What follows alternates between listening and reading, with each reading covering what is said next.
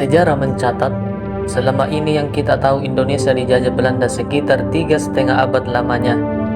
Sejak di bangku sekolah kita diajarkan sejarah tentang VOC, yang dimana VOC memiliki pengaruh besar dalam perkembangan ekonomi dan politik di Belanda pada abad ke-17 hingga 18. Namun perlu diketahui, fakta yang sebenarnya Belanda menjajah Indonesia 350 tahun lamanya itu hanyalah narasi atau mitos yang belaka.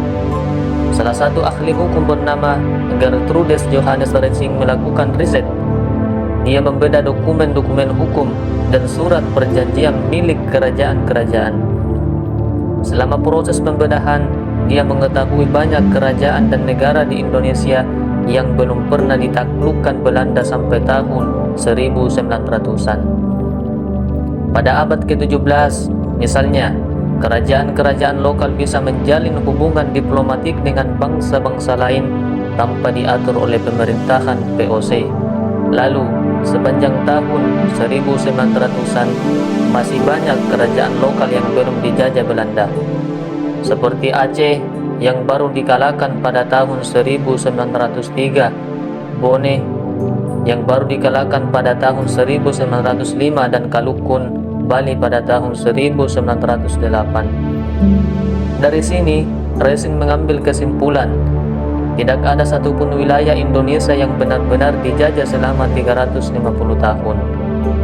Jika menarik garis dari pendudukan Kalukun, Bali pada tahun 1908 saja, maka Belanda baru menjajah Indonesia 37 tahun lamanya. Narasi 350 tahun penjajahan diperoleh dari awal mula kedatangan orang Belanda pertama kali ke Indonesia yang pada tahun 1596 sampai kemerdekaan tahun 1945. Hal yang harus dicermati, apakah kedatangan orang Belanda pertama kali bertujuan untuk menjajah?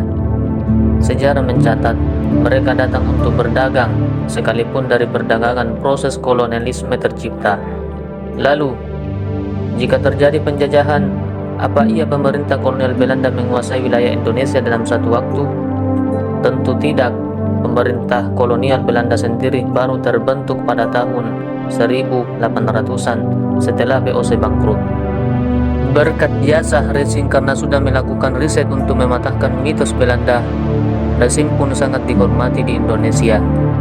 Dia pun diberi kewarganegaraan Indonesia oleh Soekarno pada tahun 1950. Sayangnya, sekalipun sudah ada yang mematahkan mitos tersebut, masih banyak orang yang terlanjur percaya Indonesia dijajah 350 tahun oleh Belanda. Adapun 5 daftar tokoh Belanda yang memainkan peran penting dalam upaya kolonial untuk menguasai dan mengendalikan kepulauan Nusantara. Yang pertama, Jan Pieter van Zeeuwen adalah salah satu tokoh paling berpengaruh dalam sejarah kolonial Belanda di Indonesia. Ia dikenal sebagai pendiri Batavia yang sekarang menjadi Jakarta dan menjabat sebagai Gubernur Jenderal Hindia Belanda. Zeeuwen dikenal karena taktik militernya yang brutal dan tanpa ampun, terutama dalam penaklukan Kepulauan Banda pada tahun 1621 saat itu. Zeeuwen memerintahkan pembantaian ribuan penduduk asli menolak tunduk pada kekuasaan VOC. Ia memaksa mereka yang selamat untuk bekerja di perkebunan pala di bawah pengawasan VOC. Keke zamannya ini menjadikan Zeeuwen salah satu simbol penindasan kolonial Indonesia. Tokoh yang kedua adalah Herman Willem Daendels, adalah Gubernur Jenderal Hindia Belanda yang menjabat dari tahun 1808 hingga 1811. Salah satu proyek terkenalnya adalah pembangunan jalan raya pos Groot Voorstreek yang membentang sepanjang 1000 km dari Anyer hingga Panarukan. Proyek ini dimaksudkan untuk memperkuat pertahanan militer Belanda di Jawa, namun dilakukan dengan menggunakan bekerja paksa dari penduduk setempat. Pembangunan jalan raya pos menyebabkan banyak rakyat Indonesia meninggal dunia karena kondisi kerja yang sangat berat dan perlakuan yang tidak manusiawi. Daendels tidak ragu menggunakan kekerasan untuk memaksakan kebijakan-kebijakannya, sehingga ia sering dianggap sebagai salah satu penguasa kolonial yang kejam. Tokoh yang ketiga yang bernama Cornelis de Houtman. Cornelis de Houtman adalah pemimpin ekspedisi Belanda pertama ke Indonesia pada tahun 1596.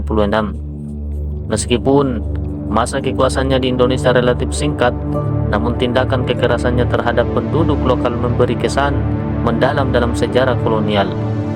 Ekspedisi Houtman ke Banten diwarnai oleh konflik dan kekerasan, yang sebagian besar dipicu oleh sikap arogan dan tidak hormat terhadap adat dan istiadat setempat.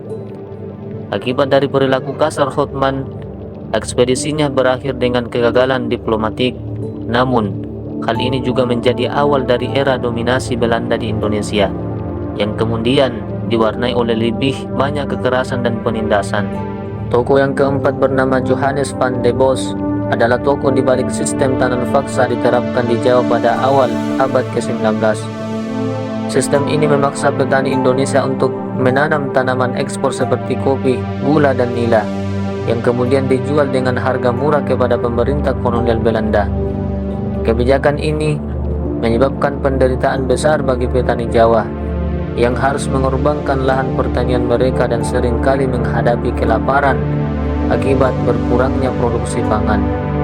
Van der Bos dianggap sebagai arsitek dari sistem eksploitatif yang memperkaya pemerintah kolonial Belanda sambil mengorbankan kesejahteraan rakyat Indonesia. Meskipun ia kemudian dianugerahi gelar bangsawan, namanya dikenang dalam sejarah Indonesia sebagai simbol penindasan ekonomi. Tokoh yang kelima bernama Jenderal Johannes, adalah seorang jenderal Belanda yang terkenal karena perangnya dalam penaklukan Aceh. Ia diangkat menjadi gubernur jenderal Hindia Belanda pada awal abad ke-20 dan memimpin kampanye militer yang brutal untuk menundukkan rakyat Aceh yang terus melakukan perlawanan. Di bawah komando Van Houts, tentara Belanda menggunakan taktik bumi hangus dan penyiksaan untuk memaksa rakyat Aceh menyerah. Kemenangan Van Houts di Aceh menandai berakhirnya perlawanan besar terhadap penjajahan Belanda di Indonesia, namun juga meninggalkan jejak berdarah yang panjang. Tokoh-tokoh Belanda di atas merupakan sebagian dari figur yang dikenal karena kekejaman mereka selama masa penjajahan di Indonesia. Sejarah ini mengingatkan kita akan penderitaan yang dialami oleh rakyat Indonesia di bawah kekuasaan kolonial. Penting bagi kita untuk mengenang masa lalu ini agar kita dapat belajar dari sejarah dan mencegah terulangnya penindasan serupa di masa depan.